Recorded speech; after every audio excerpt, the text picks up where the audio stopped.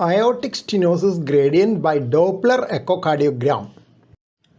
Inset shows apical 5-chamber view from which the aortic stenosis jet is assessed using a continuous wave Doppler cursor. Aortic stenosis jet moves away from the transducer in this view and is displayed below the baseline. Please subscribe to this channel for future updates. Click on the subscribe button. Press the bell icon after that for all updates. Velocity scale on the right side is in meters per second. Aortic regurgitation jet is seen above the baseline as the regurgitant flow into the left ventricle is towards the transducer kept at the left ventricular apex. AVV max, maximum velocity of aortic stenosis jet. AVV mean, mean velocity of the aortic stenosis jet. AV max PG, maximum pressure gradient across the aortic valve. AV mean PG, mean pressure gradient across the aortic valve. AV VTI, velocity time integral across the aortic valve. AV and TI, aortic valve envelope time corresponds to the aortic ejection time. HR, heart rate. All gradients are measured in millimeters of mercury, velocities in meters per second, and heart rate in beats per minute. Envelope time is measured in millisecond and velocity time integral in centimeters.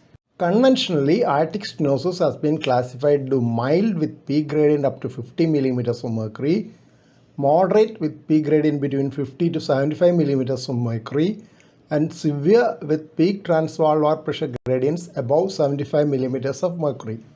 But gradients depend on flow, and low flow severe aortic stenosis with low gradients have been described. Low gradients can also occur in the presence of severe left ventricular dysfunction, which improves after treatment. There is a good correlation between Doppler-derived mean gradient and cath-derived gradients in aortic stenosis. A peak Doppler velocity of 4.5 meter per second or more and mean gradient of 50 millimeters of mercury or more has a high specificity above 90% for severe AS with cath-derived aortic valve area of 0.75 square centimeter or less, but the sensitivity of these measures was low, below 50%. Doppler echo estimates peak instantaneous gradient, while cardiac cath estimates peak-to-peak pressure gradient between the left ventricle and the aorta. Moreover, in critical aortic stenosis, Carabello effect can induce errors in the assessment of gradients because presence of the catheter itself increases severity of the orifice narrowing. Phenomenon of pressure recovery can also cause a difference between cath-derived gradient and Doppler-derived gradient in aortic stenosis. Pressure recovery is the increase of downstream pressure in AS due to reconversion of kinetic energy into potential energy. When pressure recovery is present, Doppler estimated gradients will be significantly higher than cath-derived gradients. Here are the important references on the topic.